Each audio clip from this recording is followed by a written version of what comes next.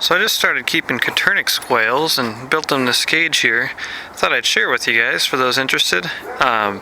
This is about 5 feet wide, 2 feet deep, and each compartment is 1.5 feet high.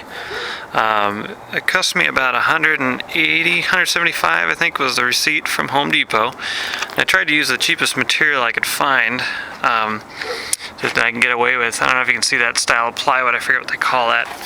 OSB, I forget, but it's only like 15 bucks per sheet, so it's really, really affordable.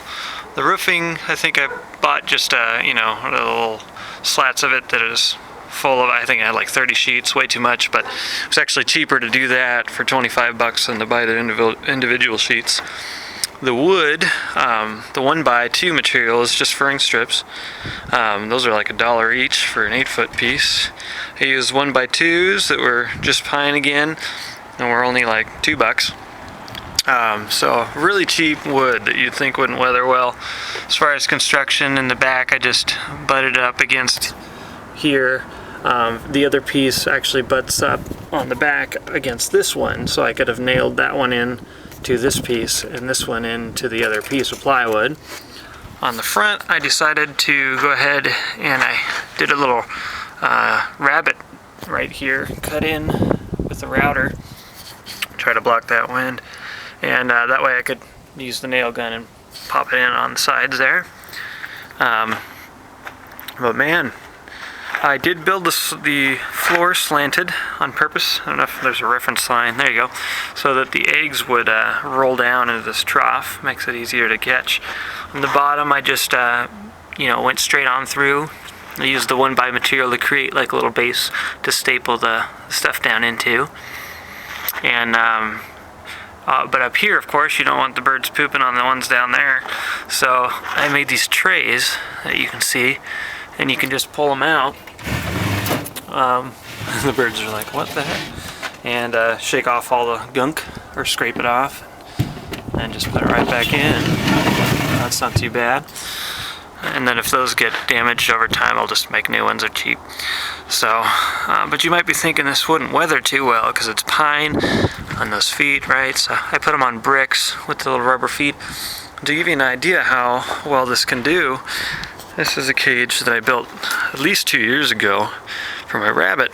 And if you look down here near the feet, you can tell that there's no rot at all. And this whole area has been flooded.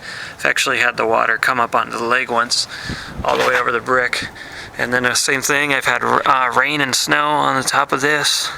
And you can see there's no wood rot on the actual OSB because I soaked it in that paint really good. And I built the roofing so it overlapped the front.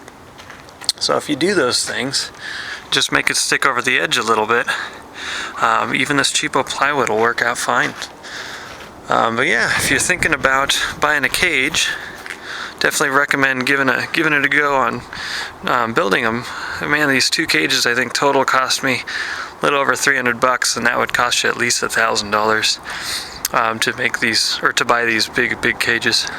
So, and you can keep 20 quail in this thing because you only need a square foot per quail, and each section has 10 square feet. So hopefully that wind noise isn't bugging you too much.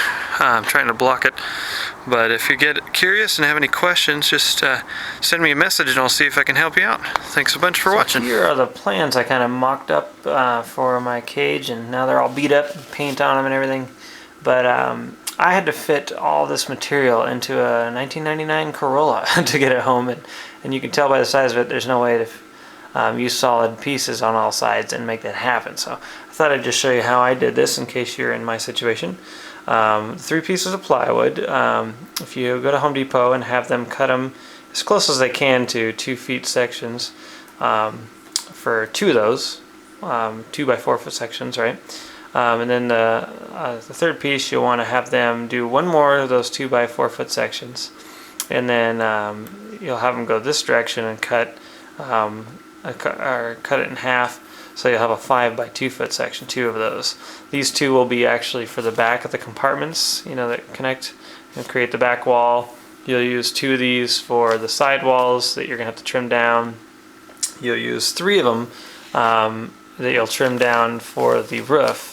And you'll kind of figure out how wide you want the overhang on either side. I think this direction, you know, going slide down the sides, I think mine was around 35, 36 inches, and these ones varied. I think I left the two at 2 feet, and the one in the middle I cut down a little.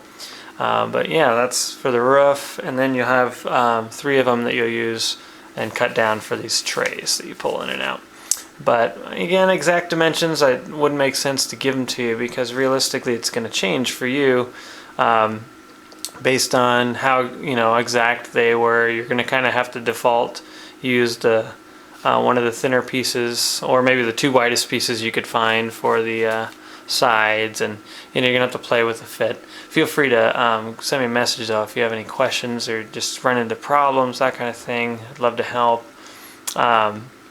Then the other thing I noticed is, you know, my trays, or the mesh bottom, comes out further on this end, which goes past 2 feet. I bought a 2 foot by 25 foot steel mesh roll, and so it ended before it got to the end of the trays where the eggs roll out. So I ended up cutting a little section off the some of the mesh about a couple inches wide, and leaving the barbs hanging off, and I bent them over to connect it, to attach it to the old ones. I'll try to get a picture of that in there, so you might run into that if you're wondering why. How did he make it go all the way out?